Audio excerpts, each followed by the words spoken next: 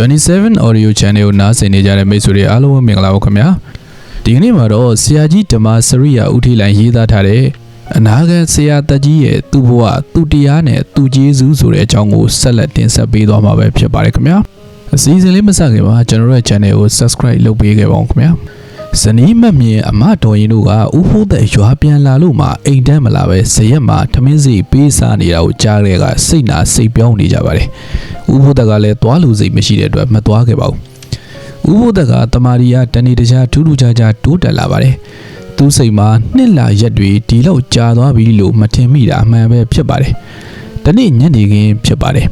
ထုံးစံတိုင်းဖျားဝိပြုမေတ္တာပွားအမျှဝေစီးချပြီးတော့တရားရှုမှတ်ရာရှုမှတ်ပြီးတော့ကောင်းနေခိုင်မှာ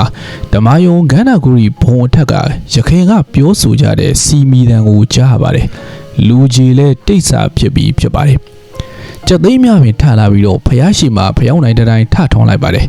မေတ္တာပွားပြီးအမြတမ်းပြီးဝေဆက်လက်ပြီးတော့တရားရှုမှတ်ပါတယ်ဥညိုလဲဓမ္မယုံတောင်းတင်နေရမှာရှုမှတ်လို့နေပါတယ်နိုင်ဝက်ကန်လောက်ကြတော့တင်မားကနေကွေ့ပတ်ပြီးတော့တင်မင်ခွေထားတဲ့ပေါင်ပုံကိုလုံးချောချောဤဆက်ဆက်အရာဝတ္ထုတစ်ခုကတဖြည်းဖြည်းချင်းပုတ်တက်နေသလိုခံစားရပါတယ်တင်မင်ခွေကိုလည်းမပြတ်မျက်စိကိုလည်းမဖွင့်မဲနဲ့ဆက်ပြီးတော့ရှုမှတ်မြဲရှုမှတ်နေပါတယ်နည်းနည်းကြာလာတော့မနေနိုင်ပဲမျက်စိဖွင့်ကြည့်လိုက်တော့ဥညူထင်းတဲ့အတိုင်းမွေကြီးတစ်ကောင်ဖြစ်နေပါတော့တယ်ဖျောင်းနိုင်မီအောင်နဲ့တေးသေးချာကြည့်တဲ့အခါမှာမွေက2000နွားကန်ရှိပြီးတော့လုံးပတ်တလက်မှာခွဲကန်ရှိပါတယ်ရိုးရိုးမွေမုံဝဲနဲ့တကောင်လုံးချင်းချင်းရဲရဲနီးနေပါတယ်ဟင်းသာပြထားခဲ့သူဆွေးဆွေးနီးလျက်ရှိတာကိုတွေ့ရပါတယ်မျက်လုံးကလည်းအလွန်တောက်ပွားပြီးတော့အမီးကပြားနေပါတယ်ထူးရတာကကြက်ခဲ့သူ3လက်မှာကန်အမောက်ကိုလည်းတွေ့ရပါတယ်ဒီမွေကိုမြစ်တာအထူးဖို့အမျှပေးဝေလိုက်မှကန္နာဂူရီတိုက်ထဲဝင်သွားပါတယ်ဥဖို့တက်ကတန်တရားဝေစင်းရကကျွတ်လွတ်ပါရန်ဤခန္ဓာကိုယ်နဲ့အသက်ကိုမြတ်စွာဘုရားနဲ့ကျေးဇူးရှင်ဆရာသမားများအားနေ့အစွန့်အပ်လှူပါတယ်လို့ခတ်တူးတူးရွတ်ဆိုပြီးတဲ့နောက်မှာမေတ္တာပွားခြင်းအမျှဝေခြင်းတန်တရားကဝေကျွေးအတုံးလည်းများခွင့်လွတ်သီးခံကြပါရန်မိမိကလည်းသီးခံကြောင်းကမ္မထမ်းမထိုင်မီလုံယိုးလွတ်စဉ်ပြိကံကိုပြန်ပြီးတီးပြီးတော့အထူးပြင်ထိုင်မှုကြိုးစားပါတယ်မကြခင်မှာပဲဥညူကဖျောင်းနိုင်တွန်းဓမ္မယုံမောအနက်ဟိုဒီကြည့်ရင်အနားကိုရောက်လာပါတယ်ဆရာဘာလဲမောင်ညွရဲ့ဟာဆရာခုနကကျွန်တော်ကိုမွေးတကောင်ကတရှူးရှူးနဲ့မန်းထောင်နေလို့မြစ်တာပို့လိုက်တာအခုတော့မရှိတော့ဘူးဒါနဲ့စိတ်ထဲမှာတန်တရားမရှင်းလို့မီးထုံပြီးကြည့်လိုက်တာလာဆရာရဲ့ဓမ္မယုံကျမ်းပေါက်တိုင်းမှာမွေးတွေတထွာလောက်ခေါင်းထောင်နေရအောင်တွေ့ရတယ်ဆရာထကြည့်စမ်းပါဦးကျမ်းပေါက်10ခုလောက်မှာတပေါက်တစ်ကောင်ကြဝေစုခွဲထားသလိုပါပဲဒီလိုဥညူကပြပြတလဲပြောလာပါတယ်တရွာလုံးအိမ်မောကြကလူကြီးကလည်းတိတ်နေပါတယ်မိုးမောင်လည်းကြကြိုက်ဖြစ်ပါတယ်ထိုင်ပါဦးမောင်ညွရဲ့ဒီလိုဆိုပြီးတော့ဥဖို့သက်ကပြိကံပြန်ပြီးအလုတ်ခိုင်းပြီးတော့မေတ္တာနန္နာဖို့အမျှဝေရအထူးပြောပါတယ်မောင်ညွရမွေးဆိုတာလူကလည်းလှုပ်တတ်တယ်နတ်ကလည်းလှုပ်တတ်တယ်ကွတို့ဆရာတပည့်တောကြီးမြတ်မြဲတဲ့မှာနှစ်ပေါင်းများစွာနေလာလို့ဘာမှအန္တရာယ်မဖြစ်ခဲ့တဲ့ဟာပဲရွာထဲရောက်မှဓမ္မယုံပေါ်မွေကြိုက်လို့သေရတယ်ဆိုရင်မတော်ပါဘူးကွယ်သေလဲနှလုံးမြိုင်ပြီးရောကြီးသေကြတာပေါ့ဒီလိုဆိုပြီးတော့ဆရာသမားများထံမှာကြားနာမှုတဲ့တရားအဓိပ္ပာယ်အချင်းချုပ်ကိုဟောနေပါတယ်မင်းတို့ငါတို့တန်တမှာတကောင်ကသွားခြင်းတကောင်ကငြိမ်ပြီးဝိနေခြင်းတကောင်လူလိုက်ပြန်တော့တကောင်ကမကြိုက်လို့ပေါက်သက်ဘလို့လှုပ်လို့မှ4ကောင်လုံးအကြိုက်ကိုလိုက်ရောလို့မရအောင်သဘောထားကွဲလွဲပြီးတော့ကျေးဇူးမဲ့ရန်မှုပေါက်သက်နေတဲ့ပထဝီအာဘောတေဇောဝါယောငွေကြီး4ကောင်လုံးကိုကပိုက်ပိုက်ထားတဲ့ဘာများပူပြီးကြောက်စရာရှိသေးလို့လဲမောင်ညွရဲ့ဟိုမွေကြိုက်ထားကမှတဘွားပဲသေးမယ်မင်းတို့ကတော့ပိုက်ထားတဲ့မွေကြီး4ကောင်ကိုင်ရင်တတန်တရားလုံးသေးလို့မဆုံးတော့ဘူးကိုလိုပါနတ်မြမအရိယာသူတော်ကောင်းကြီးတွေကမင်းတို့ငါတို့ဘက်ကအမြဲရှိနေပါတယ်တရားကိုတရားကစောင့်လိမ့်မယ်ဒီလိုပြောလိုက်မှဥညွန်လဲမလန့်မကန့်တနေရာမှာဖျောင်းနိုင်မိချစ်ကလေးအစင်သင့်ဘေးချပြီးတော့ညာလုံးပေါက်ထိုင်ကြပါတော့တယ်ငယ်လေးကပြတော့တရားဆိုတဲ့အကြောင်းကိုလည်းဆက်လက်တင်ဆက်ပေးကြပါတယ်တခုသောမနက်အာယုံမတက်မီ4နာရီခန့်အချိန်ဖြစ်ပါတယ်ဥဖိုးသက်ကထုံးစံအတိုင်းပြိကန်လုပ်ပြီးတာနဲ့အာနာပါနတမာတိစကန်ကိုဝင်ပါတယ်ရှေးကတဲ့ထူးခြားတဲ့ခန္ဓာကိုယ်အတိများပဝင်းကျင်အတိများမှာပူပြီးတော့မိလာပါတယ်ကြည်လင်ထင်ရှားလာပါတယ်ပြတ်သားစွာတိကနေမြင်လာပါတယ်ရောက်စားခဲ့သူမိမိဘဝဇာတ်ကြောင်းရှေးဟောင်းနှောင်းပြစတဲ့ဝိတက်ဒီမဝင်တော့ဘဲနဲ့အာယုံနဲ့တိမှတ်မှုကကွက်တိမိပြီးတော့အတိများကိုပင်အာယုံမလိုက်တော့ပါဘူး ခန္ဓာကိုယ်ဖြစ်မှုပြက်မှုအပေါ်မှာသာတတိတမာတိနဲ့ပညာကိုစိုက်ပြီးတော့ချထားပါတယ်မူလရှုမှတ်မြဲဖြစ်တဲ့အာနာပါနထွက်လေဝင်လေကိုပဲတတိမရောက်တော့ပဲတကူလုံးဖြတ်ကြည့်ပြီးတော့တတိကတ်နေပြီပါတယ်တကူလုံးဗနေယာကိုတတိကတ်လိုက်ကတ်လိုက်ချက်ခနဲ့မိနေပါတော့တယ်ပူမှုအေးမှုလှုပ်ရှားပွားရွာမှုများကိုတွေ့နေရပါတယ်ဒါပေမဲ့သိမှတ်မှုကကျေပြန့်လွန်အားကြီးနေတော့တစုံတစ်ခုမှတသက်ကိုယ်ကြီးမမိနိုင်ပဲရှိပါတယ်ရှုမှတ်နယ်ကကျေလွန်းတဲ့အတွက်အတိကျဲနေတာဖြစ်ပါတယ်ဒီလိုတတိကလည်းရှိတမာတိကလည်းတည်နေတဲ့အတွက်တကူလုံးလှက်ပတ်ရှုနေခိုင်မှာငယ်ရိပ်စီကတိတာတင်ရှားတဲ့ခံစားမှုလေးတစ်ခုကရှည်တန်းကိုထွက်လာပါတယ်ဒီသောဝါယောတို့ရဲ့ပူလောင်မှုလှုပ်ရှားမှုတရိပ်ရိပ်တရွရွဖတ်တာဝေဒနာသဘောများထင်ရှားသည်ထက်ထင်ရှားလာတဲ့အတွက်သိမှတ်မှုကိုလင်းငယ်တွေမှာရှိတဲ့ကြက်ပြားဝိုင်းတစ်ခုစာကနေရာစီကိုဖိပြီးတော့တင်ထားလိုက်ပါတယ်အနိစ္စအချက်ကိုမလွတ်တဲ့မိအောင်ဖမ်းနေမိပါတယ်ဖတ်တာဝေဒနာ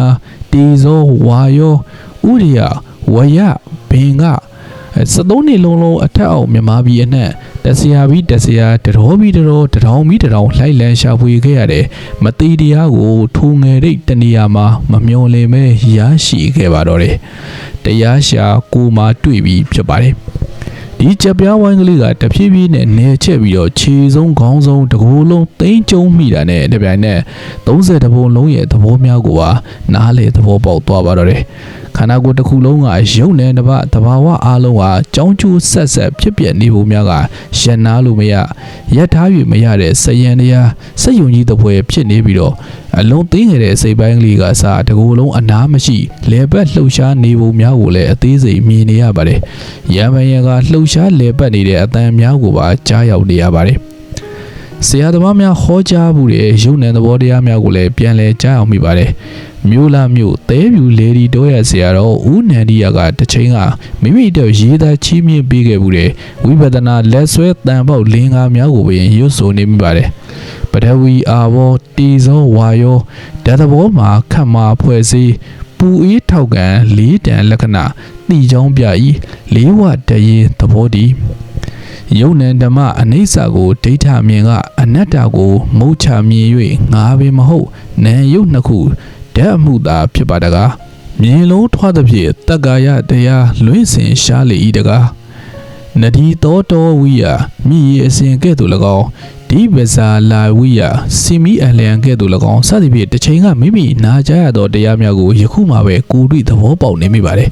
မိမိတန်တန်မှာဖြစ်ပျက်တွေ့မြင်နေရတဲ့တရားသဘောများနဲ့ဆက်ပြီးတော့အလွန်ကျဉ်နဲ့မိပင်နဲ့အနီးနားမေးမြန်းလျှောက်ထားရမယ်ဆရာအားမရှိတော့အားမလို့အားမရရှိနေပါတယ်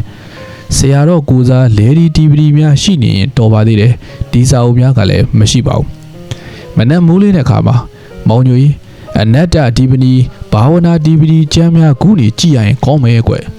ကျွန်တော်မှလည်းမပါခဲ့ဘူးဆရာအလင်းရှိဘူးတယ်မဟုတ်လားအိမ်သွားပြီးတော့ကျွန်တော်ယူလိုက်မယ်လေဥဖို့တယ်လည်းခဏစဉ်းစားပြီးတဲ့နောက်မှာအေးနေပေါင်းလေးနောက်များမှသွားယူပြီးကြည်တန်ကြည့်ရတာပဲအိမ်ကဗီဒီယိုထဲမှာထားခဲ့တယ်ကိုကိစ္စကျုံးမှသွားလို့မတော်ဘူးထင်ပါရဲ့ဒီလိုခက်ဆတ်ဆာပြောပါတယ်စာအုပ်ကိုလည်းအလွန်ကြည့်ကျင်နေမိပါတယ်အိမ်ကဇနီးနဲ့အမများစိတ်ပြောင်းနေသည်ကိုသိရတဲ့အတွက်ချီတုံချတုံကလည်းဖြစ်နေပါတယ်စိတ်ပြောင်းလဲသောညီမရဲ့ပြောင်းလဲမှုဆိုတဲ့အကြောင်းကိုလည်းဆက်လက်တင်ဆက်ပေးကြပါတယ်ဇနီးနဲ့အမများကတော့ဥဖို့သက်ကိုတကူကောင်းဆန်တယ်ကိုလွတ်ယုံတယ်လို့ဆွဲချက်တင်ပြီးတော့တနေ့တည်းမကြည်ချမ်းနိုင်ပဲရှိကြပါတယ်အိမ်ကူလာရင်လည်းမခေါ်ကြီးလို့ခတိထားလျက်ရှိပါတယ်ဥဖို့သက်အတွက်ထိုက်တင်တဲ့လောက်အမွေခွဲဝေပေးရန်စီစဉ်နေကြပါတယ်ဥပဆိုကလည်းပြေလေကြောင်းကြိုးစားဖြောင်းပြပြောနေမရပါဘူးဒေါ်ရင်တို့အိမ်ကိုလည်းအလွန်အရေးကြီးသောကိစ္စရှိမှသာသွားတော့ပါတယ်ဥဖို့သက်စီကိုလည်းမသွားဘဲနေခဲ့ပါတယ်ရွာမှာရှိတဲ့လူအချို့ကလည်းဥဖို့သက်တို့ဆရာတပည့်စိတ်မှာကောင်းရလားလို့ဆိုပြီးတော့အထင်သေးနေကြပါတယ်ဒီကဇနီးနဲ့အမများကပို့ပြီးတော့နှာကြီးလာကြပါတယ်တချို့ခင်မင်းရင်းနှီးသူများကလည်းဇနီးနဲ့အမများအညှိုးကြီးနေတာကိုသိရတဲ့အတွက်လင်မယားကြားတမျိုးတမီအထင်မှားခံမှန်ဆိုတဲ့အတွက်ဘာတိဘာသာပဲမသိဟန်ပြုနေကြပါတယ်တခုသောမနက်ခင်းဆရာတပည့်ဓမ္မယုံကနေအိမ်ဘက်စီကိုအိမ်တွေကြီးစာလျှောက်လာနေကြပါတယ်ဦးညိုကတော့တနေ့တခြားထူးခြားကြည်လင်ပြီးတော့တိမ်မွေလာတဲ့ဆရာရဲ့အမူအရာကိုတစိမ့်စိမ့်ကြည့်ပြီးတော့ပီတိဖြစ်ရင်နောက်ကလိုက်ပါလာခဲ့ပါတယ်မရင်မမြင်တို့မကြေမနက်ဖြစ်ပြီးတော့အမွေဖြက်ရန်ကိုပင်စီစဉ်နေကြောင်းသတင်းရထားတဲ့အတွက်ဦးညိုကတော့အိမ်ရောက်ခါဒီမှာစိတ်ပူနေပြီပါတယ် ဒေါ်ရင်တို့မျိုးကစိုးခဲစီမြဲစီလူမျိုးဖြစ်တော့ပို့ပြီးတော့စိုးရိမ်နေပြီပါတယ်အေးဟိုမှာညီးလင်လာနေပြီထိုင်ပါစားပါလောကိုမချော်နဲ့ကိုကတိကိုမဖြတ်နဲ့လင်းမငတ်ပါဘူးပြက်ပေးပါဆိုတဲ့ကောင်မဒီတခါအသိပဲမသေးလို့ကြံတဲ့ဒူးညီမကိုဖုတ်လေတဲ့ငပိရှိတယ်လို့မှမသိတဲ့ဒင်းတော်လားရှင်းမဲမြင်ညီတော်ကြက်ကြက်တတိထားဦးညိုတို့ဆရာတပည့်လာနေတာကိုခလန်းလန်းကမြင်ကြတဲ့ကအမားကြီးဒေါ်ရင်ကညီမအားအော်ကြီးဟစ်ကျဲပြောဆိုပြီးတော့အိမ်ပေါ်ကဆင်းလာပါတယ်ဦးညိုတို့မသိမကွဲစူဘူးပြောဆိုတဲ့များကိုလည်းကြားပါတယ်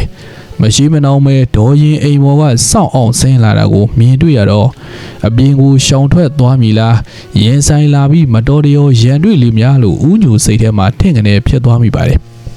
်ဒေါ်ရင်ကတော့အိမ်ပေါ်ကဆင်းလာပြီးတော့ရောင်ချာချာဖြစ်ပြီးတော့ဟိုလျှောက်လိုက်ဒီလျှောက်လိုက်ဟိုဟာကိုင်းဒီဟာကိုင်းလုံနေစင်မှာဆရာတပည့်လည်းအိမ်ဝင်းပေါက်ထဲကိုဝင်လာပါတယ်ဟဲ့မမြင်ဒီမှာမောင်ဖိုးတဲ့လာနေတဲ့မောင်ဖိုးတဲ့တို့များတကယ်တော့နေစိတ်လိုက်တာဟဲ့မမြင်နေရခင်းပါဟဲ့ခင်းထားပြီးပါပြီအမရဲ့ကိုဖိုးတဲ့နေကောင်းတယ်နော်ပြောပြောဆိုဆိုညီမနှစ်ယောက်လုံးတပြိုင်နက်ခီးဦးကျူပြုတ်ပြီးတော့နှုတ်ဆက်မိလျက်သားဖြစ်ကြပါတယ်စိတ်ပြောင်းမိခဲ့ကြတဲ့ညီမနှစ်ဦးကချက်ချင်းစိတ်ပြန်ပြီးတော့ပြောင်းလဲသွားတာကလည်းပြောမယုံအောင်ရှိကြပါတယ်ကာယကံရှင်များပင်ကိုယ့်ဟာကိုဘလို့ပြင်မမသိပဲပြုံးစီစီလုပ်နေကြပါတယ်။ဦးဘိုးသက်တို့ဆရာတပည့်ကအိမ်မော်ကိုနှုတ်ဆက်ပြီးတော့ ACDG စွာတက်လာခဲ့ပါတယ်။မောင်ဘိုးသက်ခဏထိုင်ပါဦး။မောင်ညိုနေကောင်းတယ်နော်။ရှင်မမြင်ရင်နှွေးကြိုးပါရဲ့ဟဲ့။ပြောပြောဆိုဆိုဗေးမောင်နာကိုသွားပြီးတော့ဟေးရှင်မမြတို့ဘသူတို့ပြောလိုက်ပါရဲ့။မောင်မဆိုသွားခေါ်ကြစမ်းမအောင်တကယ်တော့မောင်ညိုတို့ဆရာတပည့်များဒေါ်ရင်လည်းအိမ်မော်ကိုလူးလာခောက်တော့ချိန်မကန်မိလက်မကန်မိရောင်တိရောင်နာဟိုးခေါ်ဒီခေါ်လုပ်နေပါတယ်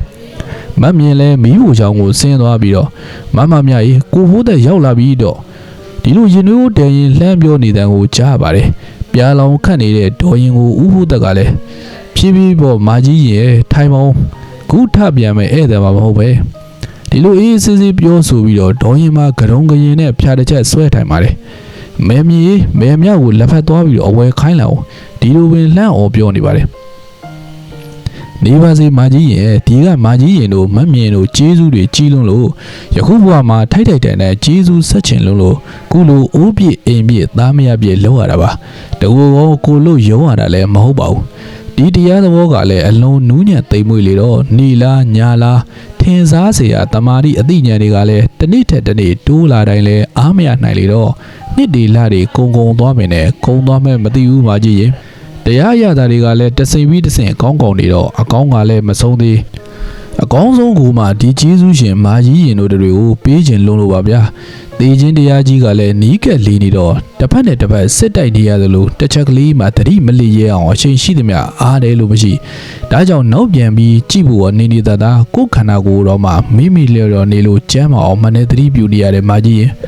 ဒါကြောင့်ကျေးဇူးကြီးလာတဲ့ဒီကမာကြီးရင်နဲ့ပါရမီဖြစ်ပဲနှမကြီးရှင်မဲမြင်တို့ကိုတောင်းပန်ဖို့အမလေးကွယ်ဘာတောင်းပန်စရာရှိတာလိုက်လို့ဟဲ့ရှင်မဲမြင်ရင်တွေသွားထည့်ကြည့်ပါဦးစကားမဆုံးရင်အိမ်ကြီးချင်းတော်မြအိမ်ပေါ်တက်လာပြီးတော့ဟဲ့ကောင်မညီရင်တွေဦးကပွက်တော်ပဲစောက်နေမာကြီးရင်ဒီကောင်မဝမ်းသာလုံးစို့နေတယ်ထင်တယ်မီးဖို့ချောင်းမှာမီးတွေထည့်ထားပြီးတော့ရင်တွေခရဦးကြီးကိုဘေးမှာဒီတိုင်းချထားခဲ့တယ်ခုပဲကျမလက်ဖက်ထုတ်ထားရင်ကမီးဖို့တင်ထားခဲ့ရတော့ဒီလိုအော်ပြောရင်လာထိုင်ပါတယ်ဦးဖို့သက်ကနှုတ်ဆက်ပြီးတော့စကားဆက်ပြောတယ်အမူအရာကလည်းပြုံးချိုကြည်လင်နေပါတယ်အဲဒါကြောင့်ဒီကကျေးဇူးရှင်မာကြီးရင်တဲ့ပါရမီဖြည့်ပြကြီးများကိုလည်းဘဝတန်တရားကစပြီးတော့ကာယကံဝစီကံမနောကံကျူးလွန်ပြများဝိတရားများပြက်ကွက်တာများရှိသည်များတိခံခွင့်လို့ကြပါကျွန်တော်ကလည်းတိခံခွင့်လို့ပါတယ်ဒီလိုဆိုကအမာကြီးဒေါ်ရင်အားဦးဖို့သက်ကရှ िख ိုးကြော့ပါတယ်ဒေါ်ရင်မမနေတဲ့မထိုင်တဲ့ဖြစ်ပြီးတော့အာပါတနာပြောနေရှာပါတော့တယ်လက်ဖက်ရည်တောင်းရင်စကားပြောဆိုရင်ဥဖို့တက်ကဗီဒီယိုတွေကလဲဒီ DVD များကိုထုတ်ယူပြီးတဲ့နောက်မှာသိလူတဲ့နေရာများကိုအငမ်းမရကြည့်ပါတယ်ဥဖို့သက်စာကြည့်နေတဲ့အတွက်ဘယ်သူမှစကားမဖောက်ဝင်ပဲနဲ့အားလုံးရှိန်ပြီးတော့စကားတိတ်နေကြပါတယ်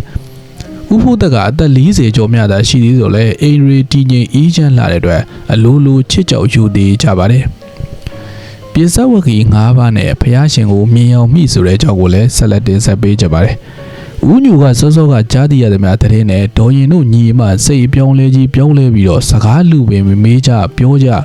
ကြူကြကျွေးကြမွေးကြအရေးတယူလုပ်ကြတဲ့အတွက်ကိုယ့်ကိုယ်ပင်မယုံကြည်နိုင်လောက်အောင်ဖြစ်ရပါတယ်။ ဒေါ်မြင့်ဒေါ်မြတို့မိဖို့ကြောင့်ကိုဆင်းသွားကြတော့တစုံတရာစီမံနေကြပါတယ်ဥပဆိုဦးကလာကြီးရဲ့ဇနီးဒေါ်သိန်းရင်တို့လည်းရောက်လာကြပါတယ်ဦးညိုကအပြောင်းလဲမြန်ဆန်လာတဲ့ဒေါ်ရင်တို့ညီမနဲ့ဆက်ပြီးတော့ဒုက္ခရစရိယာကျင့်တော်မူစဉ်မှာပြစ္ဆဝဂီ၅ပါးတပိတ်မှောက်ပြီးတော့ထွက်သွားကြပါတယ်ဘုရားဖြစ်တော်မူစတရားဟုဟောရန်သူတို့နောက်ကိုလိုက်လံရှာဖွေပြီးကြွတော်မူလာကံဗုဒ္ဓဝင်ကိုမြင်ရောက်နေမိပါတယ်ဒီအချိန်ကပြစ္ဆဝဂီ၅ပါးမှာယဟန်ကောရမသည်ကမ္မထံလူကိုလက်လုပြီးတော့ဖုံးကြည့်ရန်ခရီးထွက်နေပြီလို့ဆိုပြီးတော့ဂေါရမဒုစီလာရဲ့ရှစ်မခိုးကြစတဲ့ခရီးဦးမကြိုစတဲ့တပိတ်သင်္ကန်းလှမ်းမယူကြစတဲ့ဇက်မြင့်သူဖြစ်တော့နေရာထိုင်ခင်းကိုထိုင်လိုကထိုင်ရန်ခင်းထားပေးကြမယ်ဒီလိုစိတ်နာပြီးတော့ချင်းချင်းအခိုင်အမာဂရီးလှုပ်ထားကြပေတဲ့ဘုရားတော်ကြွတော်မူလာတဲ့အခါကိုမြင်တဲ့အခါမှာထားထားတဲ့ဂရီးကိုပင်အားလုံးမေ့ပြီးတော့သူထံကကြိုးစိုးနှုတ်ဆက်ကြတပိတ်သင်္ကန်းလှမ်းယူကြရှစ်ခိုးချမိလျက်သာဖြစ်ခဲ့ပါတယ်ဒီလိုအံ့ဘွယ်တဲ့စိတ်ဓာတ်များရုတ်တရက်ပြောင်းလဲသွားဖို့နဲ့ဆက်ဆက်ပြီးတော့မြတ်စွာဘုရားရှင်ရဲ့တကူတော်ကြောင့်လို့တာမညတာဖွင့်ဆိုကြပါတယ်ဘုရားမြတ်စွာဘုရားရှင်ရဲ့မေတ္တာဓာတ်တော်ကြောင့်လို့တိတိကျကျဖွင့်ဆိုပြီးတော့မေတ္တာပွားဖို့ကိုဆက်လက်ဖွင့်ပြထားတဲ့ကမှတ်သားဖွယ်ကောင်းလာပါတယ်ဖွင့်ဆိုတဲ့သဘောအချုပ်ကိုပြောရင်တော့စัจ java လာအနန္တမှာရှိတဲ့တတဝါအနန္တပေါ်မှာပိုက်ကုံပမာလွှမ်းမှုဖြန့်ကျက်နိုင်လောက်အောင်ကြီးမားကျေပြန့်လာတဲ့မေတ္တာဓာတ်တော်များအားလုံးကို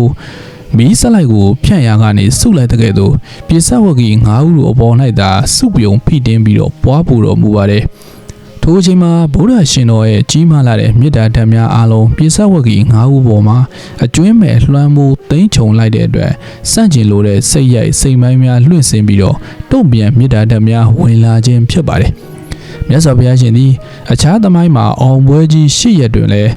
းဝိကုပ္ပနေတိဆိုတဲ့ဖန်ဆင်းပြတာတဲ့တကူမျိုးကိုသုံးတော်မမူတပြေသားတို့ကိုလည်းအခွင့်မပြုပါဘူးယင်းမြစ်တာအင်အားကိုသာလျှင်အသုံးပြုတော်မူလေရှိပါတယ်အသုံးပြုစေတော်မူလိုပါတယ်သီလမြစ်တာအခြေခံတရားယိုးကြီးများသည်မပြည့်စည်မပြောက်ပြည့်စေနိုင်တဲ့အမြင့်မြတ်ဆုံးသောတဘာဝတကူကြီးများဖြစ်ပါတယ်မေရှုမိုးပြန်ဖန်ဆင်းရတဲ့တကူမျိုးတဲ့မနှိုင်းရှင်တော့အောင်တကူကြီးလာသည်ကိုသဘောကျနှစ်ချိုက်လွှဲရန်အရေးကြီးလာပါတယ်မေတ္တာဆိုတာတဘာဝအင်အားကြီးဖြစ်တော့လူတိုင်းပင်ရယူနိုင်ပါတယ်ကိုယ်တိုင်ကိုယ်ပိုင်လည်းသဘောပေါက်စေနိုင်ပါတယ်စမ်းသက်လေ့လာ၍သူတော်ကောင်းတရားအယိုးခံအင်အားကြီးများကိုထုတ်ဖော်ပြသင်ခုံပါတယ်ဦးညိုလည်းထိုနေ့ကစပြီးတော့ဦးဖို့သက်ရဲ့စွမ်းရည်များကိုပွဲဥတဲ့ရိတ်စားမိပါတော့တယ်အိမ်ပြန်ပြီးတော့စာအုပ်သွားယူစဉ်မှာရက်ပိုင်းမြတားထားပြီးတဲ့နောက်မှာဦးဖို့သက်ပို့ပြီးတော့တရားထိုင်တာဒီလိုလျှို့ဝှက်သောအကြောင်းများကြောင့်ဖြစ်ပေလိမ့်မယ်လို့ယူဆနေပါတယ်သီလတမာတိပညာရှိသောယောဂီတယောက်ရဲ့မေတ္တာသည်ပင်ဒီမြတ်လောက်အစွမ်းထက်နေသေးရင်အောင်ခြင်းရှစ်တန်အောင်ပွဲခံရတဲ့ဘုရားရှင်ရဲ့မေတ္တာစွမ်းရင်ကိုအလွယ်တကူပဲနားလေသဘောပေါက်တဲ့ပါတယ်ဒေါ်ရင်မမြင်တို့ညီမကလည်းလုံးသမျှဝင်ချကြတော့ပြီးတော့အိမ်မှာပဲနေလေစာကျွေးရင်အပူတပြင်းစီမံကြပါတယ်ရှင်သိမ်းပြောကိုလည်းထမင်းမချက်နဲ့လို့သွားပိတ်ချင်းဝဲပြီးတော့သူ့ကိုလည်းဒီမှာသမင်းစားရအောင်ဖိတ်ခဲ့ဒေါ်ရင်မှာမောတကောစီစဉ်နေပါတယ်တရက်ကွက်တန်းဒီဦးကလာကြီးရဲ့ဇနီးဒေါ်သိန်းရင်ကလည်းသတင်းကြားတာနဲ့ဘုန်းကြီးကြောင့်ဆုံးပို့တဲ့ဆုံးအုပ်ဖြက်ကြီးကိုကျွတ်ထမင်းလာပို့ရင်းနဲ့တရားစကားလာရောက်နာယူပါတယ်ဦးဖို့တက်ကစာကြည့်ရင်အရေးကြီးနေတဲ့အတွက်စကားများများမပြောပါဘူးမိမိခန္ဓာကိုယ်မှာကိုယ်တိုင်သိမြင်နေရတဲ့ရုပ်နဲ့အဖြစ်အပျက်များနဲ့ဆက်ဆက်ပြီးတော့လေဒီဆရာတော်ကိုယ်စားဒီပဒီကျမ်းများကိုအဆုံးဖြတ်လက်တလောသိချင်နေပြီပါတယ်ဒီလိုနဲ့ဆရာတပည့်အိမ်ကဓမ္မယုံကိုနှုတ်ဆက်ပြီးတော့ပြန်လာခဲ့ကြပါတယ်ဦးဖို့တက်ကပလေကချီလုံးကြီးအဖြူကွက်ကျဲကြီးကိုဝေးလေရှိတော့ဝေးပြူတဲ့အခါတရားပြတဲ့အခါမှာတပတ်ဖြူရှည်ကြီးကိုလက်ရှိထိုးပြီးတော့ရက်တိုင်းထားလေရှိပါတယ်အိမ်တွေကလည်းတည်ငြိမ်ရင့်ကျက်လာပါတယ်ဥပဒကအနတ္တဒီပနီဘာဝနာဒီပနီစတဲ့ကျမ်းများကိုဓမ္မယုံကိုရောက်ကြတဲ့ကတစ်ချိန်နဲ့ကြည့်ပြီးတော့ပီတိဖြစ်နေပါတယ်ဆရာတော်ကိုယ်တိုင်မိမိနာကိုကြော့ရောက်ဟောနေတဲ့ကဲ့သို့လည်းဖြစ်ပြီးတော့အတိုင်းမသိဝမ်းမြောက်လျက်ရှိပါတယ်အများအပြည့်ဒီပနီကျမ်းများမှာပါရှိတဲ့သဘောတရားနဲ့ဩဝါဒစကားတွေကလုံခဲ့တဲ့10နှစ်ကျော်ခရဲကတစကြားနာကူရသည်ကများပါတယ်ဒီလိုအထက်ထက်ကြားနာခဲ့ရဘူးဖြစ်ပေနဲ့ကြားကမတ်တတာဖြစ်ခဲ့ရပါတယ်မိမိမသိမြင်သောမိမိတန်တမှာမရှိတဲ့တရားသဘောများကိုကြားခဲ့ရပေနဲ့နှလုံးသားကိုမသက်မဝင်မထိခိုက်သည်မှာတတ္တဝါတို့ရဲ့သဘာဝပဲဖြစ်ပါတယ်အာပေါ့ဟောပင်နဲ့သဘောမကျနိုင်ပါဘူးဥမာပေးလီရှုပ်ထွေးလီဖြစ်တတ်ပါတယ်ကိုယ်ခံကလေးများနဲ့လည်းကိုနားလေသွားပြီးတော့ဒဇင်ကြီးလွဲမားသွားတတ်ပြပါတယ်ပ ခုတ်ကူနယ်ကကိုရင်လေးတစ်ပါးမန္တလေးမြို့ကိုစာတင်တက်လာတော့မိမိတို့ဒေသပြောယူပြောစဉ်တိုင်းရေတွန်းမုတ်တစ်ချက်ပကံများတစ်ချက်လို့ပြောဆိုနေကြတော့တခြားသူများကလည်းရေတွင်းမုတ်တစ်ချက်ပကံများတစ်ချက်လို့အမှန်တိုင်းခေါ်ပြောဆိုသည်ကိုပင်ထိုကိုကြီးရဲ့နာမှာသူပြောနေကြအတိုင်းသာနားလည်သွားပါတယ်သူများလည်းငါလိုပင်ပြောဆိုနေတယ်လို့ထင်ပါတယ်သူ့အမှားသူ့အမြင်မန္တလေးမှာတစ်နှစ်လောက်ကြာသွားမှမိမိအတန်တော်များမှား၍နေကြောင်းသတိပြုမိပါတော့တယ်လူကကိုရှိတာကလေးနဲ့တိုင်းတာပြီးတော့ကိုနားလည်ခြင်းတလို့နားလည်နေကြတော့တန်တရားလွတ်မြောက်ကြောင်းကိစ္စမှာနစ်နာရတတ်ပါတယ်ဒီတူပဲမြတ်စွာဘုရားတရားဟောတဲ့အခါမှာတတ္တဝါတို့ရဲ့မိမိတို့ရဲ့ဓာတ်ခံလိုက်မြတ်စွာဘုရားရှင်ရဲ့မျက်စိမှာပြိပဒတရားတော်ကိုဥစေရဝါဒလို့ထင်သူကထင်တသရဝါဒလို့ယူဆသူကယူဆနေကြပါတယ်။ဒါကြောင့်ကောင်းမှန်ဆိုးမှန်သိအောင်မိမိတန်တန်မှာမက်ခင်တဲ့အခမ်းများကိုထူထောင်ကြရည်။ဒီလိုမဟုတ်ရင်ဆေးရမဆုံးစာမဆုံးနာမဆုံးတန်တန်တရားလုံးလေခံနေမှာဖြစ်ပါတယ်။ဥပဒေအခုခါပါကိုပိုင်မက်ခင်အခမ်းများရင့်တန်ကြီးမားလာပြီးဖြစ်တဲ့အတိုင်းဒီပီများကိုဖရင်အသိဉာဏ်များရှင်းလင်းသွားပါတော့တယ်။အော်ကျေးဇူးရှင်ကြီးဒါကြောင့်ဒီလိုတဖွာဖွာတတိပြီးဆုံးမခဲ့တာကိုလို့ရှေးဟောင်းနောက်ပြင်များကိုပြန်ပြောင်းကြားရောင်ကဥချလို့မပြီးနိုင်တော့ပါဘူး။တမာတိသာသနာကြီးကိုထူထောင်မှတခါတည်း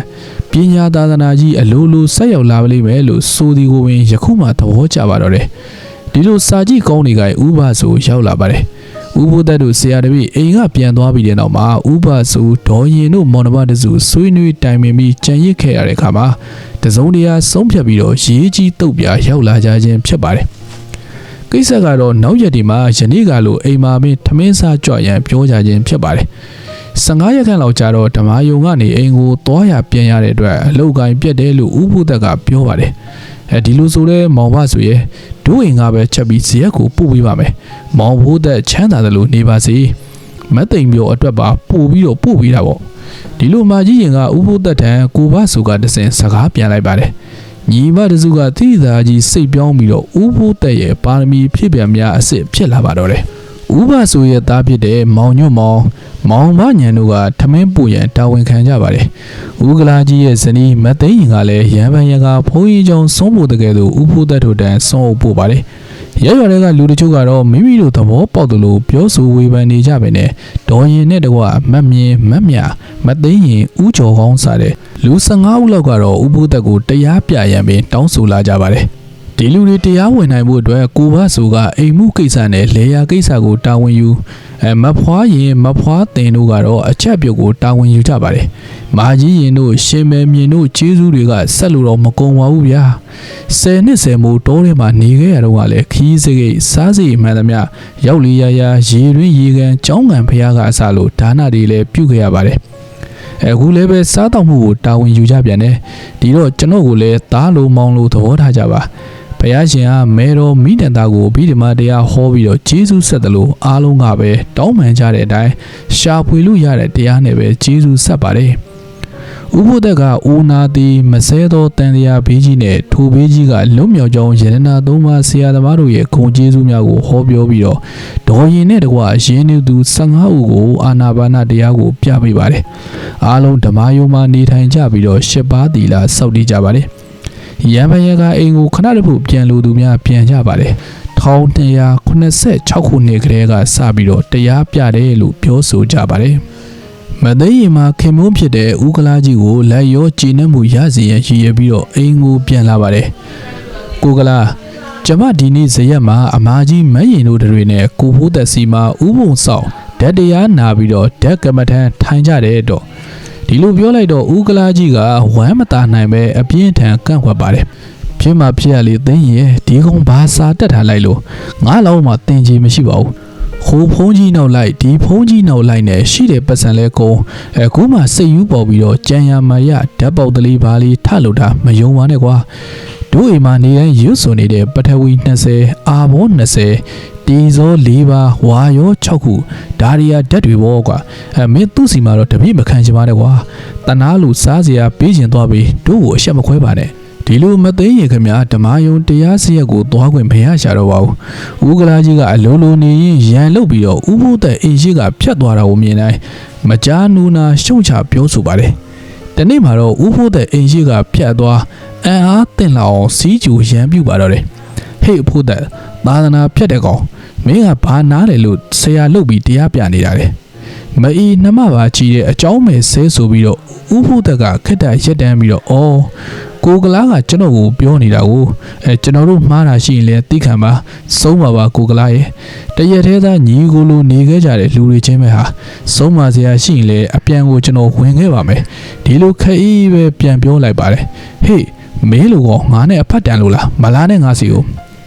ဦးဖို့တက်ကလည်းဘာမှပြန်မပြောပဲအိမ်ဘက်ကနေတဆင့်ဇရက်ကိုပြန်လာခဲ့ပါတယ်။နောက်ကလိုက်ပါလာတဲ့တပြေများကြားရသူတချို့ကတော့မခံမရက်နိုင်အောင်ဖြစ်နေပါတယ်။ဦးဖို့သက်အခြေအနေကိုကြည့်လို့သာအောင်သီးအောင်သက်နေကြပါတယ်။မသိရင်လည်းအားနာလုံးလို့လာရောက်တောင်းပန်ရှာပါတယ်။တူငါတရားဝါတွေကသူတစ်ပါးကနှိပ်စက်တပ်ဖြန်းမှာမဟုတ်ဘူး။ခဏမစဲအမြဲမပြတ်တည်နေကြတာပဲ။သူတစ်ပါးတက်လို့တည်တာတဲ့တီလတမာတိပညာသေးမှာကကြောက်စရာကောင်းပါတယ်ကိုယ်တန်တန်မှာဒီတရားတွေရှိနေဖျားရှိနေတာပဲဖျားရှိနေဘာမှကြောက်စရာမလိုဖျားရှင်ကသူတစ်ပါးတို့ရဲ့လက်နဲ့တရားယူထုံးစံမရှိပါဘူးဒါကြောင့်တရားအားထုတ်ကြတဲ့ပုဂ္ဂိုလ်တိုင်းဖျားရှင်တို့ဟာအသက်အန္တရာယ်ကိုအဘယ်သူမှမပြုလုပ်နိုင်တို့တူငါအားလည်းဖြစ်ပါစေလို့အန်ဒီယေက၄ပါးကိုလည်းကြက်မှတ်ရွတ်ဖတ်ကြပါမြတ်စွာဘုရားတပါးတည်းမှာသာရှိပြီးတော့တခြားပြည့်စေကဗုဒ္ဓ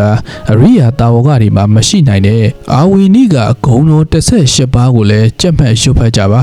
ကျေးဇူးတော်ရှင်လေဒီဆရာတော်ဘုရားကြီးရဲ့အနက်နဲ့တကွပေးသနာချီးမြှင့်တော်မူထားတော့မောင်ညွတ်ရှိမှကူးယူကြပါတခုတတိထားမှာကမိမိတို့ရှုမဲ့လို့မြင်တာတွေ့တာတွေကိုယောဂီအချင်းချင်းလည်းမပြောကြပါနဲ့ရက်သေးကလူတွေကိုလည်းမပြောရဘူးအတန်ကြောင့်ဖားတည်ရတတ်တယ်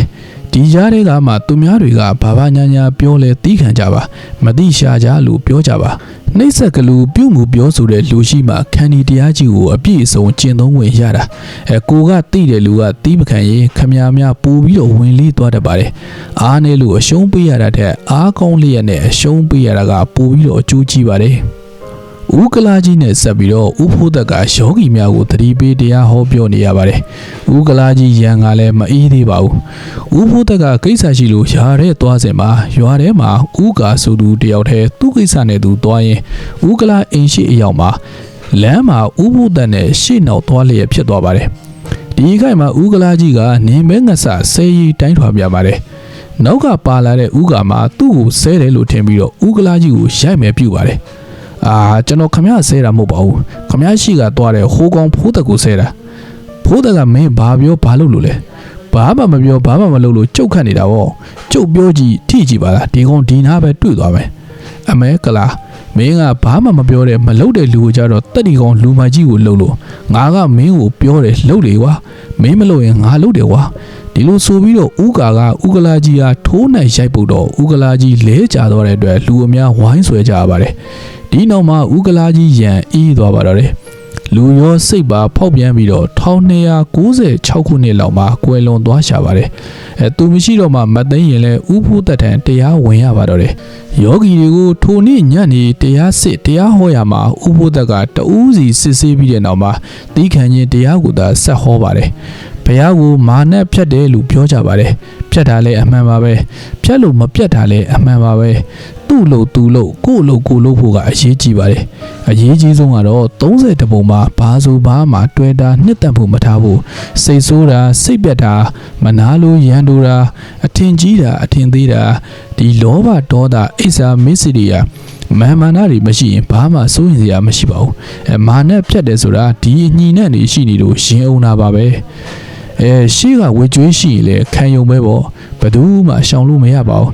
ဒီတော့ယောဂီဟာကိုနာကပုံကိုယ်တွေကစပြီးတော့မေတ္တာများများပွားဖို့အရေးကြီးပါတယ်မေတ္တာချုပ်ရင်အန္တရာယ်အားလုံးလုံပါတယ်ဒီလိုထွက်လေဝင်လေကိုသာအမြဲတမ်းရှုမှတ်မနေဘူးဆိုရင်စိတ်ဟာမကောင်းမှုမှာပဲမွေးလျော်နေတတ်ပါတယ်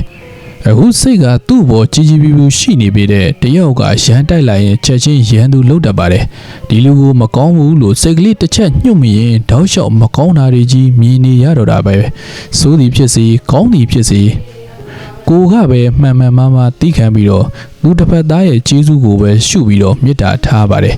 မိမိအပေါ်မှာကျေးဇူးမပြုတဲ့လူရဲလို့မရှိပါဘူးဆဲရင်ရရင်လည်းခန္ဒီပါရမီဖြည့်အောင်ကျေးဇူးပြုရပေတယ်လို့မှတ်ရပါမယ် အဲ့လိုသဘောမထားတဲ့ရင်တော့အရေးကောင်းဒိန်းအောင်ဖြတ်ဆိုတာလို့တရားကအရေးကြီးလာလေရန်တိုက်မဲ့လူကလာလေပါပဲကဲသူများမပြောနဲ့ကဲရှင်မဲမြင်တို့မာကြီးရင်တို့ကိုဟာကိုပဲစဉ်းစားကြည့်ပါ10နှစ်10မိုးမညိုမညင်နဲ့အားပေးထောက်ပံ့လာပြီးတော့မှတကယ်လေနှစ်ဦးနှစ်ဝတကယ်လက်ကောင်းကြီးတွေပြီးရခါနေရောဘဲနဲ့စိတ်တွေပြောင်းပြီးချက်ချင်းအိမ်ပေါ်ကမောင်းချမဲ့အထိဖြစ်တယ်မဟုတ်လားဒီကဒေါ်ရင်ကအေးပါကွယ်ဖောက်ပြောရအောင်ပဲအမကြီးရင်လဲကိုဟာကိုတော့ပြန်စဉ်းစားရင်အံ့အားသင့်မိပါရဲ့ပြီးတော့လဲဒူးညီမနှစ်ယောက်ထားတဲ့ခရီးတွေပြတ်ပြီးတော့ချက်ချင်းဘလို့စိတ်များစမ်းကြလိုက်တာအဲ့ဒါအင်ဂျင်ချင်းအိုးမဲတုပ်ပြီးရန်တိုက်ပေးမယ်လူရှိလို့ပေါ့ဒါပေမဲ့အမကြီးရင်ပြောသလိုမကောင်းတဲ့စိတ်တွေအခြေအနေတွေချက်ချင်းပြောင်းပြီးကောင်းသွားအောင်လုံနိုင်တဲ့ဘုရားကူစားတရားတွေရှိတယ်ဆိုတာလေမာကြီးရင်တို့လက်တွေပဲမဟုတ်လားသင်္ခါရတရားတွေကမမြဲပါဘူးဒီသဘောကိုနားမလည်ရင်အုတ်ရှိသည်ဘဲတလုံးညာတလုံးကင်ထုတော့နှစ်ခုစလုံးကွဲသလိုအကျိုးနည်းစေတတ်ပါတယ်မာနဟာဘုရားကိုနိုင်ယူမရှိပါဘူးသိခံပြီးတော့မေတ္တာနန္ဒာပွားကြပါခုဆိုရင်တရားလဲအတော်လေးတက်လာကြပါပြီတက်လာပဲရှိတော့မယ်တရင်ဝါလာကျွတ်တဲ့အခါမှာဂျေဂျူးရှင်ဆရာသမားများတန်အကတော့သွားဖို့ရှိသေးတယ်နောင်ကိုမပြောနိုင်ဘူးစူးစမ်းပြီးတော့အားထုတ်ပွားများကြပါလို့တတိပြီးဟောပြပါတယ်ကဲကူတဲ့မြတ်စွာဘုရားလက်ထက်ကတရားအားထုတ်တဲ့ယဟန်တော်များကမာနကလက်လာပါတွေကြီးညူသူတွေများပြားလာအောင်ပူးဝင်ဖန်တီးတဲ့အတွက်နံပါတ်1ကာမရာဂကင်းရန်နံပါတ်2ကယတ္တတဏှာကင်းရန်နံပါတ်3ကတော့တလောကလုံးအပေါ်ပျော်ရွှင်နှစ်သက်တွေ့တာမှုကင်းရန်နံပါတ်4ကတော့အနိစ္စတရားတို့ကိုလိုက်လံဟောကြားတော်မူရသည်ဖိုမဆန့်ကျင်ဘက်နဲ့လက်လာပါများပြားလျင်အလုတ်ပျက်စီးတဲ့အတွက်ယင်းတရား၄မျိုးနဲ့လက်တိုက်ခြင်းကိုကာကွယ်ရလေသည်မာနကလူကိုပူးဝင်စေစားပြီးတော့ကြီးညိုလှူဒန်းခိုင်းရုံနဲ့မကကောင်းကင်မှာဇံပြန်ချော့ပုံစသည်ဖြင့်အမြင်အကျအိမ်မများအာယုံလိမ်များဖန်တီး၍လဲလက်တိုက်အောင်ဖျက်ဆီးတတ်ပါတယ်ဖြည့်စည်းတယ်လို့ဆိုရင်လည်းကြီးညိုလှူဒန်းရသူများကုသိုလ်ရကြပေတယ်။ဒေလီနက်ပြည်ကိုရောက်ကြတယ်။ဒီလိုလက်နဲ့တိုက်လို့မရရင်လူမိုင်များကိုပူးဝင်လို့ဖြစ်တရားအထုတ်သူများမတော်တရောလုံနေခြင်းကိုအမြင်အကျအိမ်မက်အာယုံလိမ်များဖန်ဆင်းပြတာပြီးတော့ဖန်တီးလှုံ့ဆော်လို့ပဲဖြစ်